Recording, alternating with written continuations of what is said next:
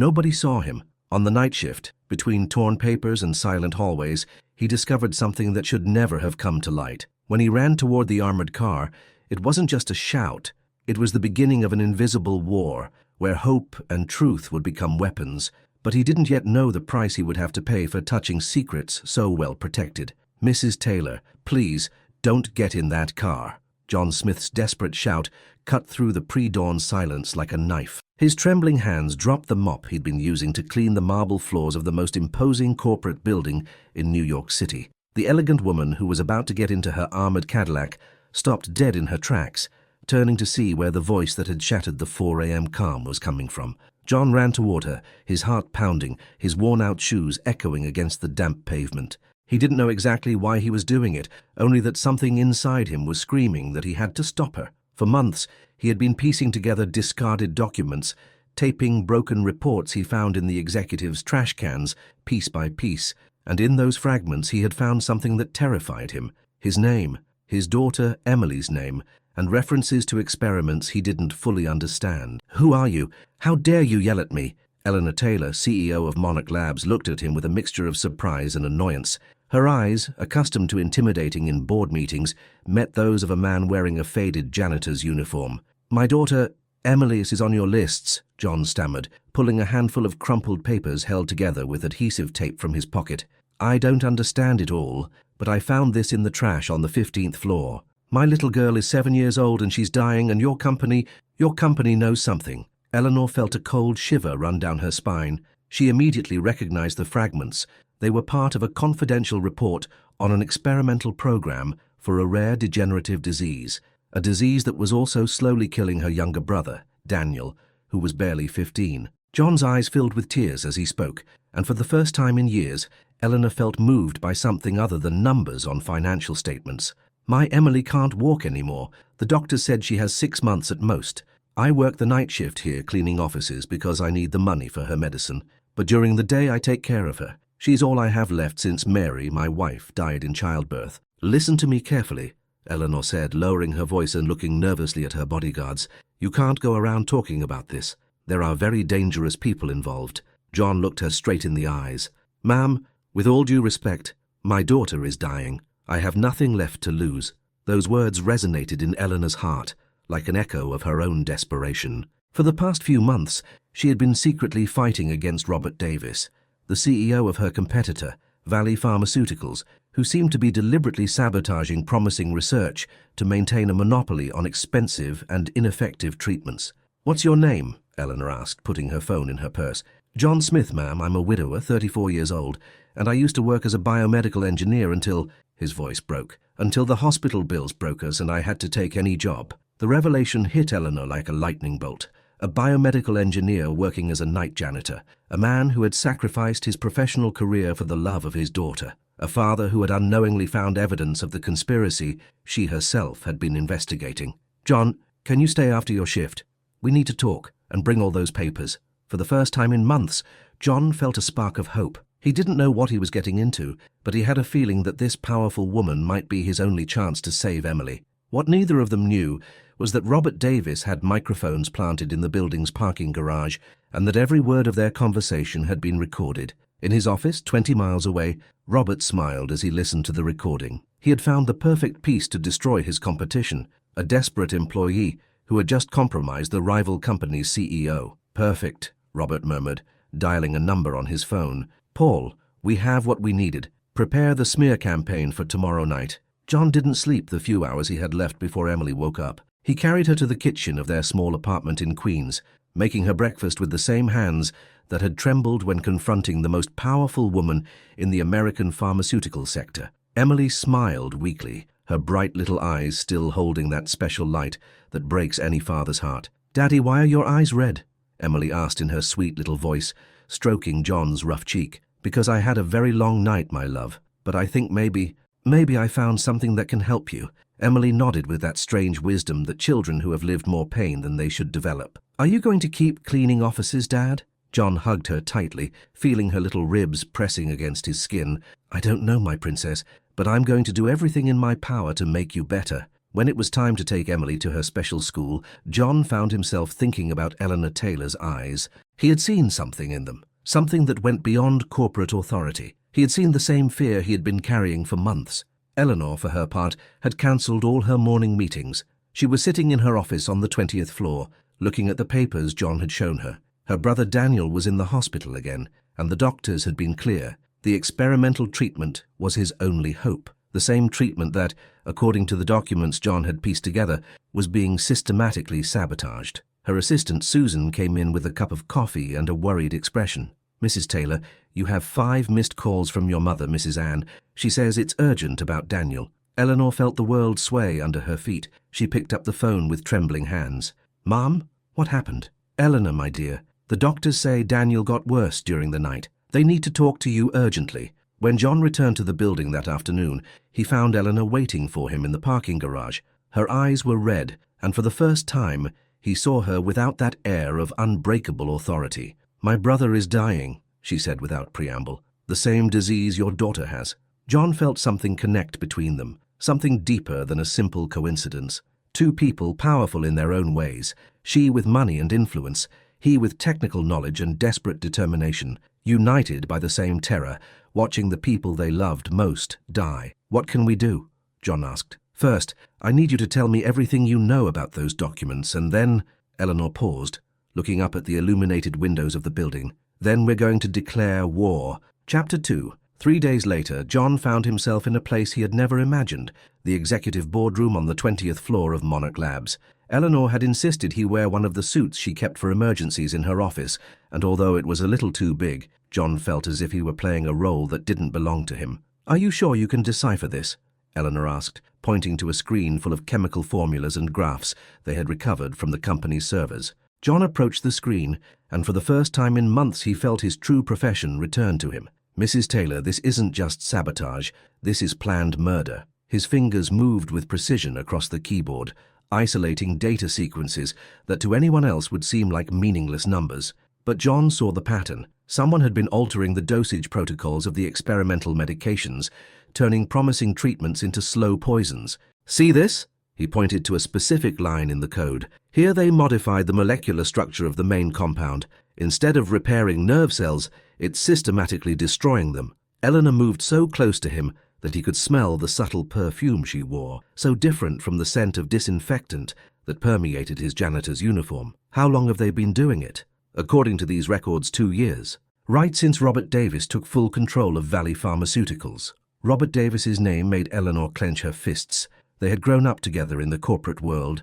They had even dated a few times when they were both building their careers. But Robert's ambition had no ethical limits. "John, can you reverse these changes?"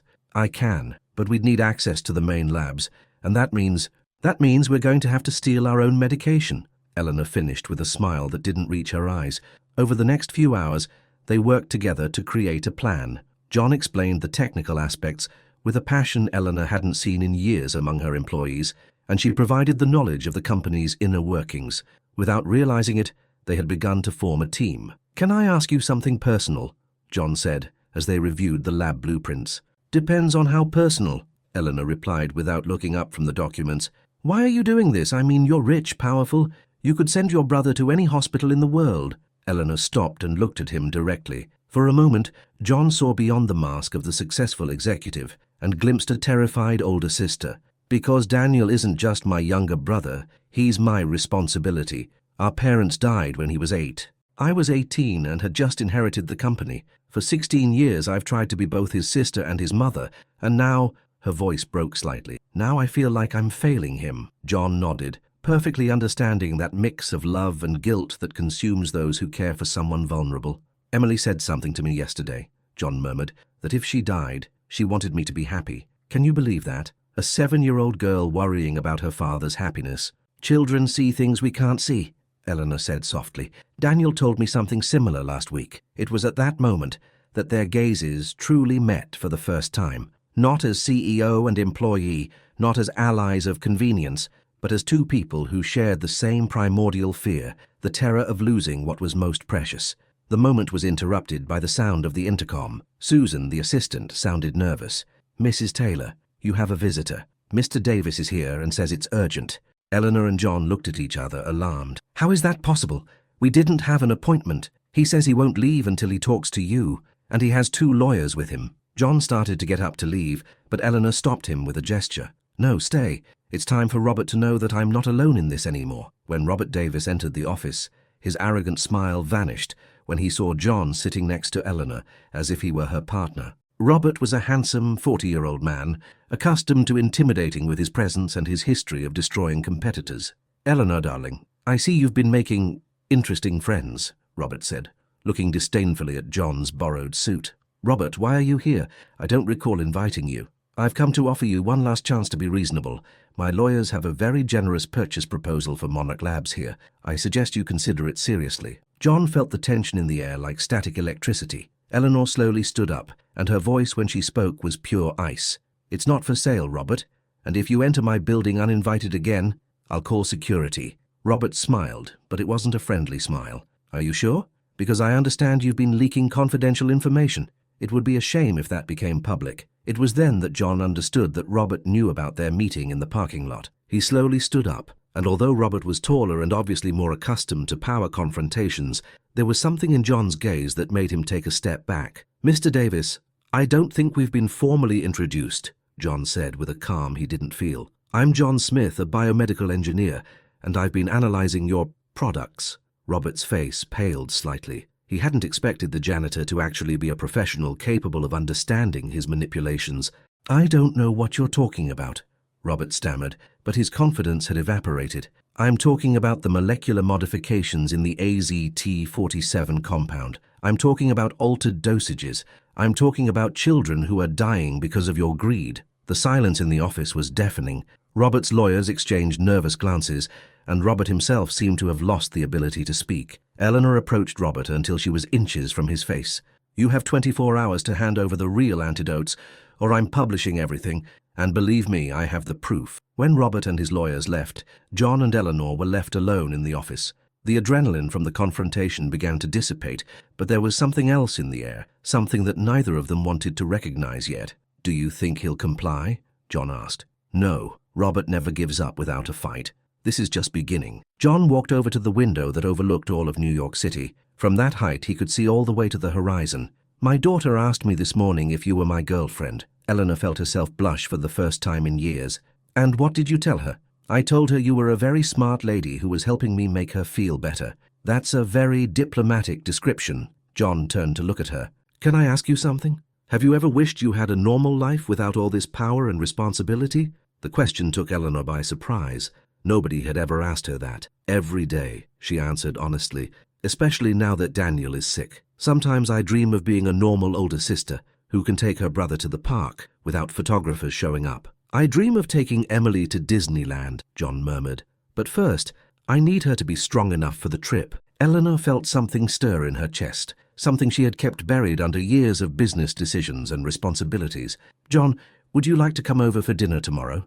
Daniel will be home from the hospital for a few hours, and I think Emily would like to meet him." John smiled, and Eleanor realized it was the first time she had seen him truly smile. "I'd like that very much." What neither of them knew was that Robert had left a listening device in the office during his visit, and that every word of their personal conversation had been recorded. In a few hours, Robert would have everything he needed to destroy not only Eleanor's professional reputation, but also to attack the only thing that truly mattered to her, her nascent relationship with the man who could save her brother. Chapter 3. Eleanor's house in Beverly Hills was exactly what John had imagined, elegant, spacious, and yet surprisingly welcoming. When Emily first saw the perfectly manicured gardens and the fountain in the central courtyard, her eyes lit up in a way John hadn't seen in months.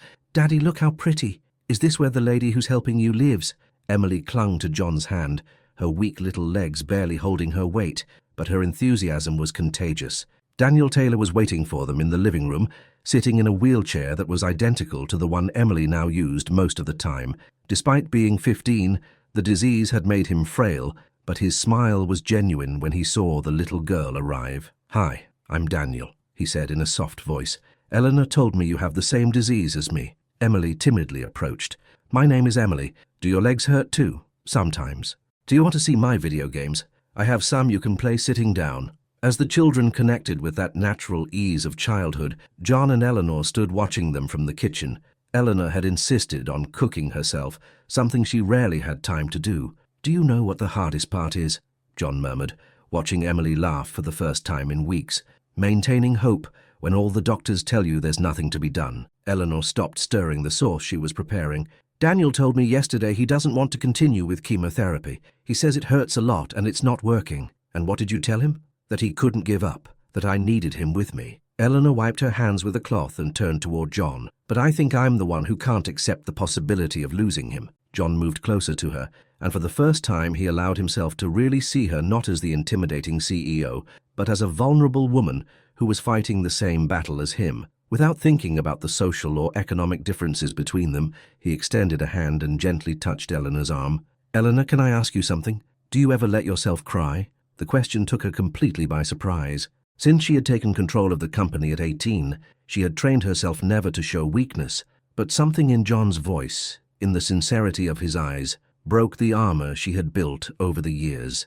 "I can't," she whispered. "If I let myself cry, I don't know if I'll be able to stop." John understood that feeling perfectly. He too had learned to keep his emotions in check to be strong for Emily. But at that moment, in Eleanor's kitchen, with the sound of their children's laughter coming from the living room, they both allowed themselves a moment of vulnerability. "Sometimes I cry in the shower," John admitted. "It's the only place Emily can't see me." Eleanor felt her eyes fill with tears for the first time in years.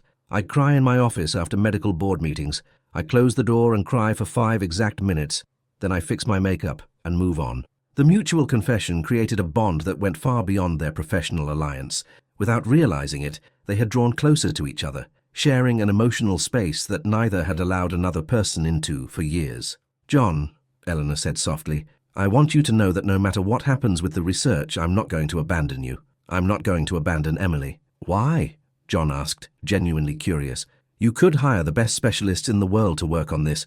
"Because you gave me something back that I had lost," Eleanor replied, looking him directly in the eyes. "You gave me back the hope that there are still good people fighting for the right reasons." The moment intensified as John moved closer to her. He could see the small lines of worry around her eyes. He could smell the subtle perfume she wore. He could see the real woman behind the corporate mask. "Eleanor," he murmured, using her first name for the first time without formalities, "do you know what I've learned in the last few days?" "What?" "That love makes people capable of extraordinary things." Eleanor felt her heart race. She wasn't sure if John was referring to the love they both felt for their children, or if there was something more in his words. But when he reached out a hand to gently touch her cheek, she understood that they had both crossed an invisible line. "John, this is complicated. Our lives are very different." "I know," he replied without taking his hand away. "But when I look at Emily playing with Daniel, when I see them laughing together despite everything they're facing, I think maybe the best things arise in the most difficult moments." Eleanor closed her eyes and allowed herself to feel genuine human contact for the first time in years.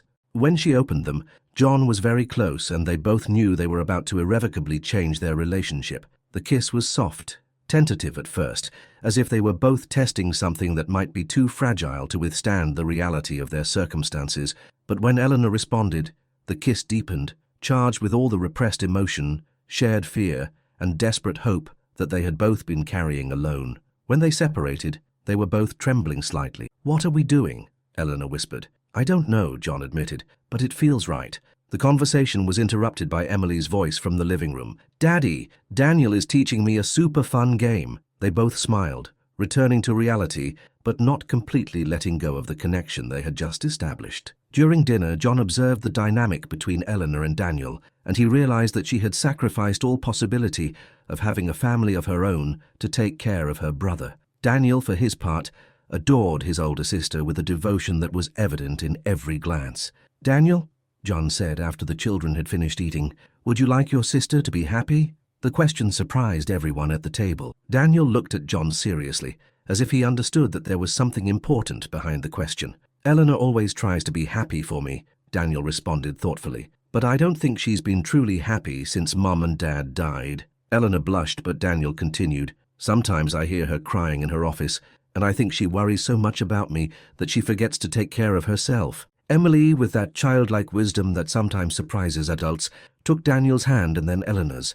"My daddy cries sometimes too, but since he met you, he smiles more." The moment became profoundly emotional when Daniel, fighting against the fatigue the disease was causing him, said, "John, if you can make my sister smile like she did today, then I like that you're here." Eleanor felt the tears she had been holding back for years finally find a way out. John approached her, and not caring that the children were watching, hugged her as she cried silently against his shoulder.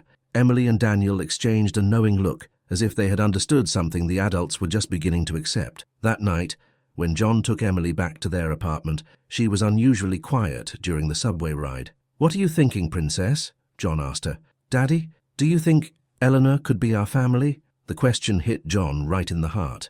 "Would you like that?" "Yes, Daniel is really fun, and Eleanor looks at you like Mom used to look at me." John felt his throat tighten. Emily barely had any memories of her mother, Mary, but she apparently remembered the love in her eyes. "Emily, there are a lot of complicated things we need to figure out first." "I know, Dad, but I think that when people really love each other, they can figure out anything." What John didn't know was that at that very moment, Robert Davis was reviewing the photographs his private investigators had taken from the garden of Eleanor's house. The images clearly showed the kiss in the kitchen, the family dinner, and the emotional embrace. "Perfect," Robert murmured as he sent the photos to his public relations team.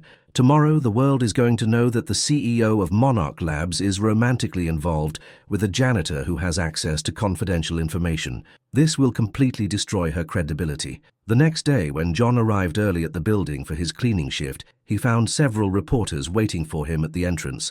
The photographs were on the front page of all the city's tabloid newspapers. Chapter 4. "Mr. Smith, is it true you're blackmailing the CEO of Monarch Labs?"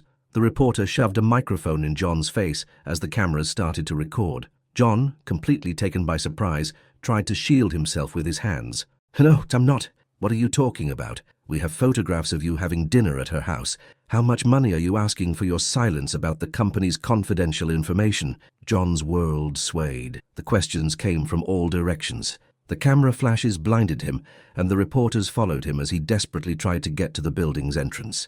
"My daughter is sick. I just want to help her," John shouted, but his words were lost in the chaos of voices accusing him of extortion, manipulation, and fraud. When he finally managed to get inside the building, John ran toward the elevators, but they had been blocked. His access card no longer worked. He headed for the stairs, climbing the steps 2 at a time until he reached the 20th floor. But when he got to Eleanor's office, Susan stopped him with an expression of deep sadness. "I'm sorry, John. Mrs. Taylor is in an emergency meeting with the board of directors. She asked me to tell you that she can't see you right now." John felt as if he had been punched in the stomach. "Susan, please. You know I would never do anything to hurt Mrs. Taylor or the company." "I know that, John, but there are photographs, recording. The lawyers say it could be a case of industrial espionage." "Recordings? What are you talking about?" Susan lowered her voice and looked nervously toward the boardroom door.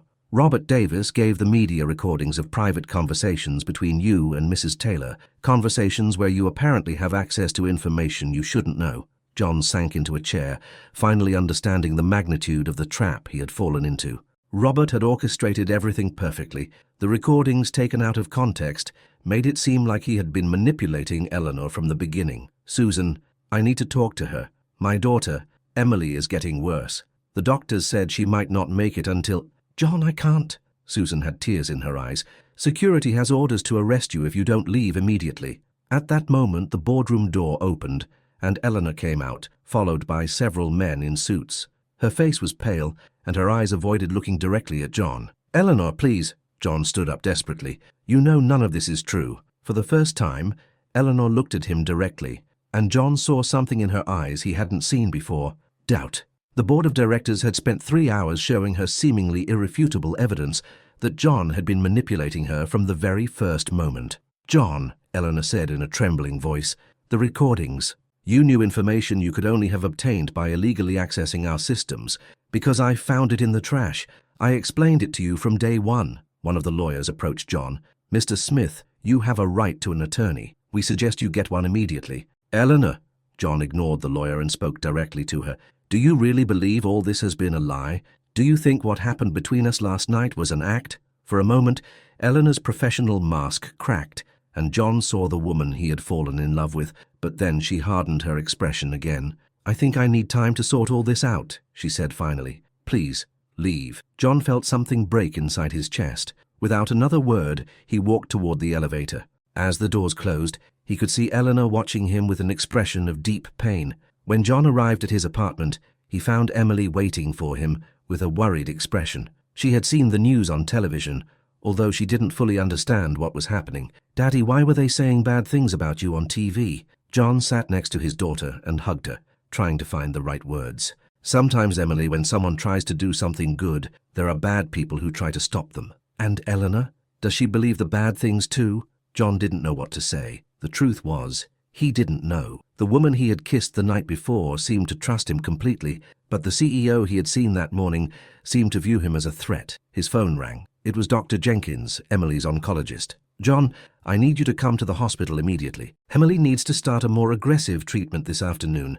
Doctor, I've had some problems at work. My health insurance..." "John, the treatment is already authorized and paid for. An anonymous foundation covered all the expenses." John knew immediately who had paid for the treatment. Despite everything that had happened, Eleanor had not abandoned Emily. At the hospital, while Emily was receiving her first dose of the new treatment, John came across an unexpected surprise. Daniel Taylor was in the next room, also receiving the same treatment. "Daniel, what are you doing here?" "Eleanor brought me this morning," Daniel replied weakly. "She said she had found a new experimental treatment and that we were going to try it together with Emily." John realized that despite the public confusion and legal accusations, Eleanor had gone ahead with the plan to save the children. But when he asked about her, Daniel told him she had been crying when she dropped him off at the hospital. "John," Daniel said with the seriousness of someone much older, "Eleanor is very scared. The men in suits told her that if she keeps helping you, they'll destroy the company and I won't get any more treatment." The men in suits? Robert Davis's lawyers.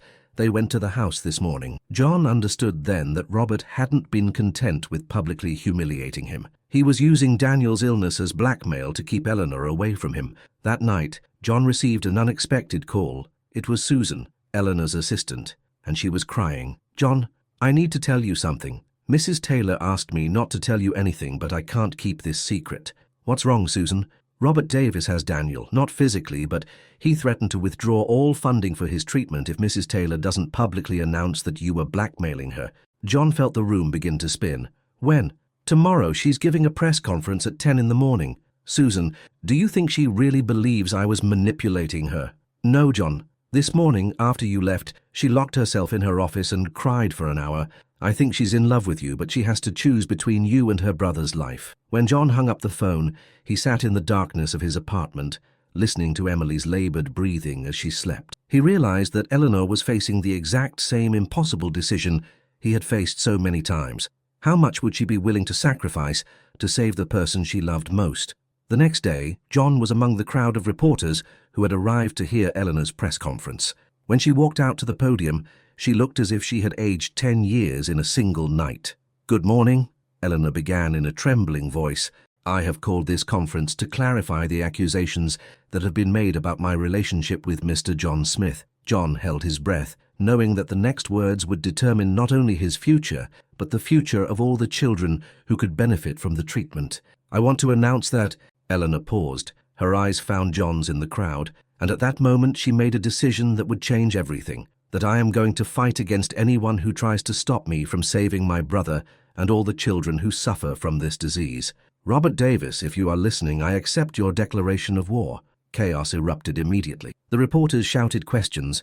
Robert's lawyers ran toward the podium, and John was paralyzed, understanding that Eleanor had just sacrificed everything for the truth. Chapter 5. 3 weeks after the press conference, John had lost his job. His apartment had been foreclosed on by a frivolous lawsuit, and he and Emily were living at his late wife's sister's house, Sarah, in a working-class neighborhood. But the most painful thing wasn't the material loss.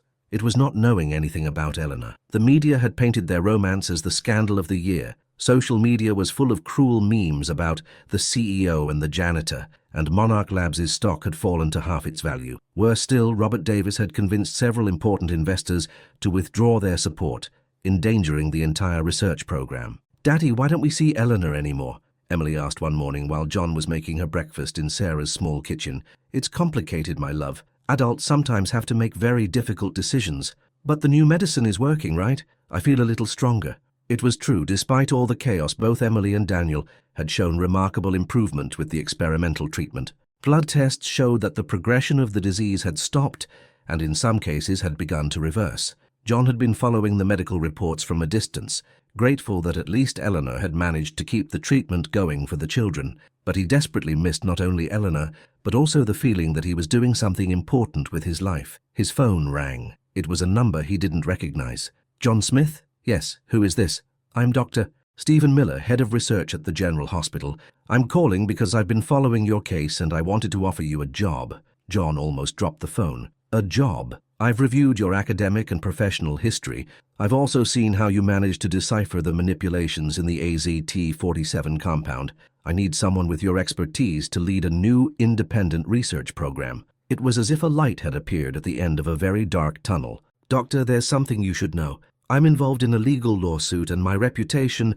John, what you should know is that I'm not the only one who has realized what really happened. There are several researchers and doctors who are willing to testify that Robert Davis has been manipulating treatments for years. Your courage to expose that, despite the personal cost, is exactly the kind of integrity we need in this field. For the first time in weeks, John felt something akin to hope. Meanwhile, Eleanor was living her own nightmare. The board of directors had voted to temporarily remove her from her position while the accusations of professional misconduct were investigated. Daniel was receiving treatment, but she had had to mortgage her house to pay the legal costs of defending herself against Robert's lawsuits. She was sitting in the hospital waiting room, watching Daniel sleep after his treatment session, when Susan ran in. Mrs. Taylor, you have to see this. Susan had a tablet in her hands, showing a viral video on social media. On the screen, John was standing in front of a crowd of reporters, but this time he was the one speaking. I want to clarify something, John said in the video. Eleanor Taylor is not only the bravest woman I know, but also the most honorable. When she learned about my daughter's situation, she didn't hesitate for a second to help, without asking for anything in return. If that's what Robert Davis calls professional misconduct, then we need more executives like her. The video continued with John technically explaining how Robert had been manipulating treatments, using scientific terms that clearly demonstrated his professional expertise. But the part that made Eleanor cry was when John spoke directly to the camera. Eleanor, if you're watching this, I want you to know that I understand why you made the decision you did. Daniel needs that treatment, and I won't let my situation endanger his life. But I also want you to know that what we shared was real, and that what you did for Emily showed me the kind of person you truly are. Eleanor realized that despite having lost his job, his house, and his reputation, John was publicly defending her. Susan, Eleanor said, wiping her tears, where is he living now? With a sister-in-law in a working-class neighborhood, Ma'am. I've been trying to stay in touch with him to make sure Emily continues to receive her treatment. Why didn't you tell me he was living there? Susan looked down. Because you asked me not to give you any information about him. Eleanor realized that in her effort to protect Daniel and keep the treatment going, she had abandoned the man who had fallen in love with her when he was just a janitor with a sick daughter. That night, Eleanor made a decision her lawyers described as professional suicide. She personally went to the neighborhood to find John. When John opened the door of the small apartment and saw her standing there, he thought he was hallucinating. Eleanor, what are you doing here? It's dangerous for them to see you with me. John, I need to apologize, and I need to ask you something. Emily, who had been watching TV in the living room, ran toward Eleanor with what little strength she had. Eleanor, I missed you so much. Eleanor hugged the little girl, immediately noticing that she looked stronger than the last time she had seen her. I missed you too, my love. How do you feel? Better. The doctor says the medicine is working. Are you going to have dinner with us again? Eleanor looked at John over Emily's head. That depends on your dad. John invited Eleanor to sit on the small couch. The apartment was tiny compared to her house in Beverly Hills, but it was clean and full of the warmth that only a loving home can have. John, I saw your video, Eleanor began. You didn't have to defend me publicly. That's only going to make things harder for you. Eleanor, what you said at that press conference, when you decided to face Robert despite the threats, that showed me that the woman I fell in love with is real. You fell in love with me? Eleanor asked softly. John looked her directly in the eyes. Yes, and not just with the powerful CEO or the beautiful woman. I fell in love with the sister who cries in secret, the woman who mortgaged her house to save sick children, the person who risked everything to do the right thing. Eleanor felt the emotional barriers she had built for weeks begin to crumble. John, I fell in love with you too, but I'm scared. Robert has so much power, so many connections. What if we can't win this fight? Then we lose it together, John replied, taking her hands. But at least we'll have fought for something worthwhile. Emily, who had been listening to the conversation with the silent wisdom of children who have faced too much, approached both of them. You know what, Eleanor? My mom told me before she died that real love is when two people take care of each other, even when it's hard. Eleanor knelt down to be at Emily's height. And do you think your dad and I take care of each other like that? Yes, because he defended you when everyone was saying mean things, and you kept paying for my medicine when it was dangerous for you. At that moment, Eleanor understood that she had been fighting the wrong battle. It wasn't about choosing between John and Daniel, or between love and responsibility. It was about finding a way to protect everyone she loved. John, Eleanor said with a determination she hadn't felt in weeks, are you willing to fight a war? For you and for Emily, I'm willing to fight any war. Then I need to tell you something I discovered about Robert, something that can change everything. What Eleanor revealed that night would change not only their legal situation, but the fate of thousands of patients who depended on honest medical treatments across the country. Chapter 6. John, Robert wasn't just manipulating our medications, Eleanor explained, as she showed him a folder full of documents on her laptop. He was selling counterfeit versions to public hospitals all over the country. John reviewed the documents with the same meticulousness he had used to decipher the first manipulations. What he saw left him breathless: fake invoices, invented medical certificates, and worse, reports of fatal side effects that had been covered up. This isn't just medical fraud, John murmured. This is mass murder. Exactly, and I have the evidence because he used our labs at night to produce the fakes. He thought no one would notice, but our security systems recorded everything. Emily had fallen asleep on the couch, and John covered her with a blanket before continuing to review the documents. Eleanor, why hadn't you revealed this before? Because I needed to protect the identities of the witnesses. Many of the lab technicians who saw what was happening are undocumented immigrants. Robert threatened them with deportation if they spoke. John then understood the complexity of the situation. It wasn't just about winning their personal legal case, it was about exposing a network of corruption that affected vulnerable people in multiple states. What do you need me to do? John asked. I need you to use your technical expertise to help me present this evidence in a way that prosecutors can understand, and I need you to trust me one last time. The next day, Eleanor organized a press conference that surprised all the media. Instead of the usual corporate setting, the conference was held at the public hospital, where Emily and Daniel were receiving treatment. John was standing next to Eleanor in front of the cameras, with Emily in a wheelchair beside him. Daniel was also present, noticeably stronger than he had been weeks earlier. A month ago, Eleanor began, I was accused of professional misconduct for helping a desperate father save his daughter.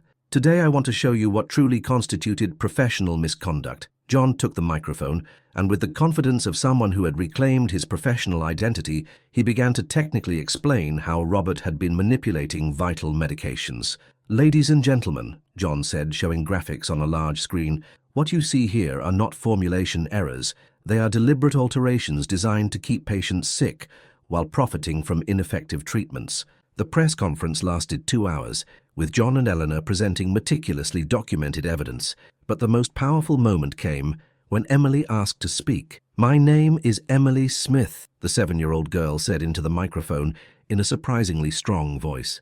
2 months ago, the doctors said I was going to die, but Eleanor and my dad worked together to find the medicine that's saving me, and now Daniel and I are getting better. Daniel approached the microphone. Eleanor is my sister, but John became my family too. He taught me that real men fight to protect the people they love, even when it's hard. At the end of the conference, the tears in the reporter's eyes were evident. Robert Davis, who had been watching the live broadcast from his office, knew that his empire of corruption had just collapsed. The reaction was immediate and massive. Federal prosecutors issued arrest warrants for Robert and his associates that same afternoon. Valley Pharmaceuticals stock plummeted, while Monarch Labs fully recovered in days.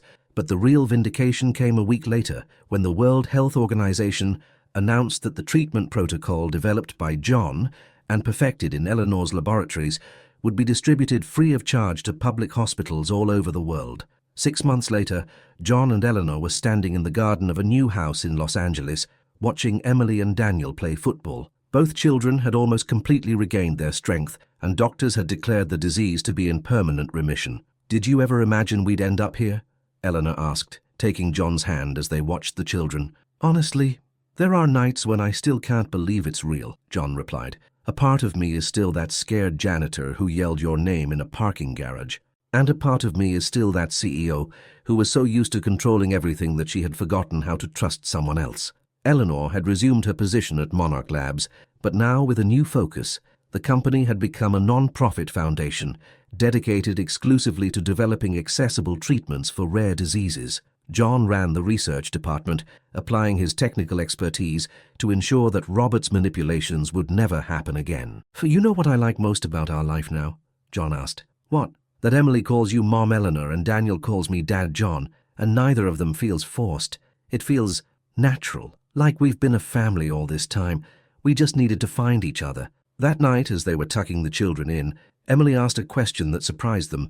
"Are Dad John and Mom Eleanor going to get married?" John and Eleanor looked at each other, realizing that in the midst of all the legal and medical battles, they had never formally talked about the future of their relationship. "Would you like us to get married?" Eleanor asked. "Yes, and Daniel wants you to too.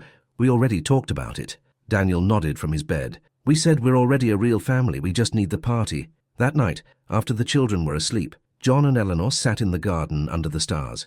"You know what I've learned in these months?" John said. "What?" "That true love isn't just feeling something nice for someone. It's deciding every day that that person is worth any sacrifice." Eleanor smiled. "Is that your way of proposing?" John knelt in front of her, taking a simple but beautiful ring from his pocket. "Eleanor Taylor, will you marry me? Not because we're perfect, but because together we're better than we could be alone." "Yes," Eleanor replied without hesitation, "but on one condition." "What?" "That when the children grow up and we have grandchildren, we tell them this story exactly as it happened, so they'll know that real love is worth any fight." A year later, at an intimate wedding in the same garden where they had gotten engaged, John and Eleanor officially became a family. Emily was in charge of carrying the rings, and Daniel walked Eleanor down the aisle. In his speech, John said something that perfectly summarized their story. "2 years ago, I was an invisible man who cleaned offices in the early morning. Eleanor was an untouchable CEO who lived in board meetings, but love taught us that it doesn't matter where we come from or what obstacles we face. When two people are willing to fight for what is right, they can change not only their own lives but the entire world." In the audience were familiar faces. Susan, the loyal assistant, Dr. Jenkins, the oncologist who had treated Emily, Dr. Miller, who had given John his first chance to return to his career, and dozens of families whose children had been saved by the treatment John and Eleanor had developed together. Robert Davis was serving a 20-year sentence in federal prison for medical fraud and involuntary manslaughter. His companies had been dissolved, and his assets used to compensate the families of the victims of his falsified medications. 5 years after their marriage, John and Eleanor were sitting in the same office where they had first met, but now it had been converted into the coordination center for the Smith-Taylor Foundation for Rare Diseases. The walls were covered with photographs of children who had been saved by treatments developed in their laboratories. Emily, now 12 and completely healthy, had decided she wanted to be a doctor like her dad John. Daniel, 20, was studying business administration with the goal of helping to run the foundation when he was older. "Do you ever regret it?" Eleanor asked one afternoon as they reviewed proposals for new research projects. "Regret what?" John replied, looking up from the documents. "Yelling my name in that parking garage. Your life would be a lot quieter if you hadn't." John smiled, remembering the desperation he had felt that morning years ago. "Eleanor, that night changed my life in ways I never imagined. Not only did I save Emily, I found my purpose, my career, my family, and most of all, I found the person I want to change the world with. What if it had turned out differently? What if we hadn't been able to save the children? Then at least we would have fought together, and that in itself would have been worth it." Eleanor moved closer to him and kissed him softly. "I love you, John Smith. And I love you, Eleanor Smith-Taylor." That night, as they had dinner as a family, Emily made an announcement. "Dad, John, Mom Eleanor, Daniel and I have something to tell you." "What is it, my love?" Eleanor asked. "We did a project for school about real-life heroes, and we wrote about you." Daniel smiled. "The title is How True Love Can Save the World." John and Eleanor looked at each other, remembering everything they had lived through to get to that moment. The nights of desperation, the legal battles, the moments when it seemed like all was lost, and the constant decision to choose love over fear. "And what's the conclusion of your project?" John asked. "That true heroes aren't perfect," Emily said. "They're normal people who decide to do the right thing even when it's hard. And that when two people truly love each other," Daniel added, "they can create a family that makes the world a better place for everyone." That night, after tucking the children in, John and Eleanor went out to the garden where they had had so many important conversations. The moon was full, and the city stretched out before them like a sea of lights. "You know what my favorite part of our whole story is?" Eleanor asked. "What?" "That it started with a desperate shout and ended with the laughter of our children." John hugged her, feeling the deep peace that comes from knowing that no matter what the future holds, they have built something solid and true. "And you know what mine is?" John replied. "What?" "That every day I keep choosing to love you, and every day you keep choosing to love me. And that in 30 years, when we are grandparents telling this story to our grandchildren, we'll still be choosing each other." And as the stars shone over New York City, two people who had started as strangers from completely different worlds held each other, knowing they had found not only love, but the shared purpose that had transformed their lives and the lives of thousands of families. Love, they discovered, was not just a beautiful feeling. It was a revolutionary force capable of changing the world, one person at a time.